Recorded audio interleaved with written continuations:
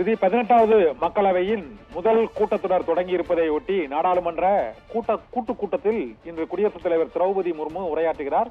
இதற்காக குடியரசுத் தலைவரின் ரெய்சினா ஹில்ஸ் மாளிகையில் இருந்து குதிரைப்படை அணிவகுப்புடன் இப்போது குடியரசுத் தலைவர் திரௌபதி முர்மு நாடாளுமன்றத்தின் கூட்டுக்குழு கூட்டத்திற்கு மைய மண்டபத்திற்கு அவரது வாகனத்தில் அணிவகுத்து வந்து கொண்டிருக்கக்கூடிய அந்த காட்சியை தான் இப்போது பார்த்து கொண்டிருக்கிறோம். பாரம்பரிய முறைப்படி இந்திய நாடாளுமன்றத்தின் ஒவ்வொரு கூட்டத்தொடரும் கூட்டப்படுவதற்கு முன் நாடாளுமன்றத்தின் மைய மண்டபத்தில் குடியரசுத் தலைவர் திரௌபதி முர்மு உரையாற்றுவது வழக்கம். அவர் உரையாற்றுவதற்காக ஆங்கிலேயர் காலத்தில் இருந்து குதிரைப்படை அணிவகுப்பின்படி அதில் வாகனத்தில் அணிவகுத்து குடியரசுத் தலைவர் நாடாளுமன்றத்துக்கு வருகை புரிவதும் அவரை பிரதமர் மற்றும் குடியரசு துணைத் தலைவர் உள்ளிட்டோர் வரவேற்று நாடாளுமன்றத்திற்குள் இன்னும் சிறிது நேரத்தில் அழைத்து செல்ல இருக்கிறார்கள்.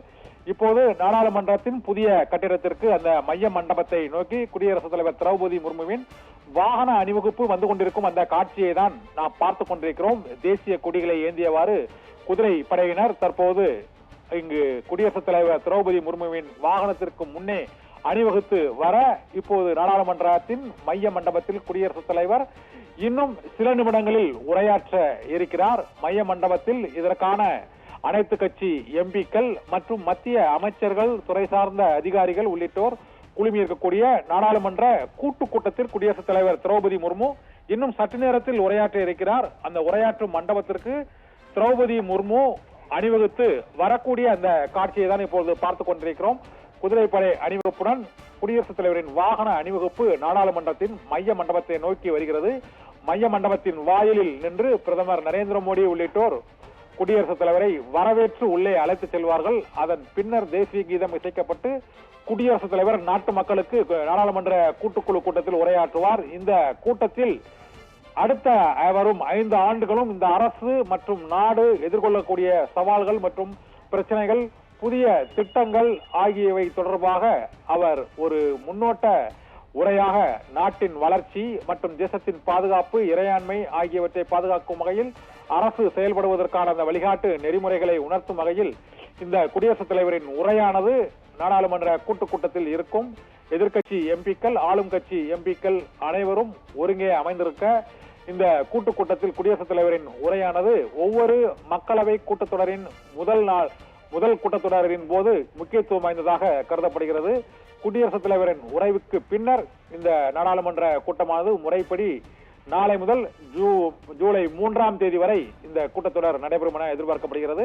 அதன் பின்னர் ஜூலை 22ஆம் தேதி முழுமையான நிதிநிலை அறிக்கை தாக்கல் செய்யப்படும் என ஏற்கனவே அறிவிக்கப்பட்டிருந்தது. அதன்படி அந்த நிதிநிலை அறிக்கை தாக்கல் செய்யப்படுவதற்கு ஒரு முன்னோட்டமாக நாட்டின் இலக்கு மற்றும் தேசத்தின் திட்டம், பொருளாதார திட்டங்கள் ஆகியவை எதை நோக்கி இருக்கும் என்பதை உணர்த்தும் வகையில் இந்த கூட்டத்தில் குடியரசுத் தலைவரின் உரையானது இருக்கும்.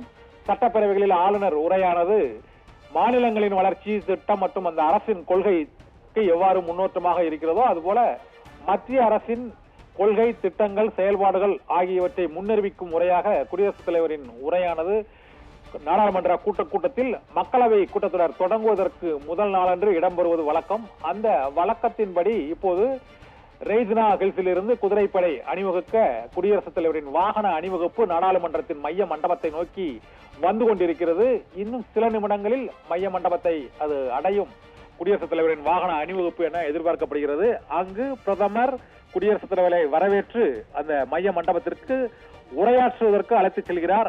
அப்போது தேசிய கீதம் இசைக்கப்பட்டு அதன் பின்னர் குடியரசுத் தலைவர் கூட்டத்தில் மைய மண்டபத்தில் அவரது உரையை நிகழ்த்துவார். சுமார் 1 மணி நேரம் நிகழும் இந்த உரையில் நாட்டின் வளர்ச்சி திட்டங்கள் மற்றும் நாடு எதிர்கொள்ளும் சவால்கள், பாதுகாப்பு முக்கியத்துவம் மற்றும் 2 அவைகளின் மாண்பு ஆகியவற்றை காப்பதற்கு எம்பிக்களின் பணி எவ்வாறு இருக்க வேண்டும் என்பது உள்ளிட்ட பல்வேறு அம்சங்கள் இந்த நாடாளுமன்ற மைய மண்டபத்தில் கூட்டத்தில் குடியரசுத் தலைவரின் உரையானது நிகழும் போது அதில் உள்ள முக்கிய அம்சங்கள் அந்த நிதிநிலை அறிக்கைக்கு ஒரு முன்னோட்டமாகவும் இருக்கும் என வழக்கமாக எதிர்பார்க்கப்படுகிறது.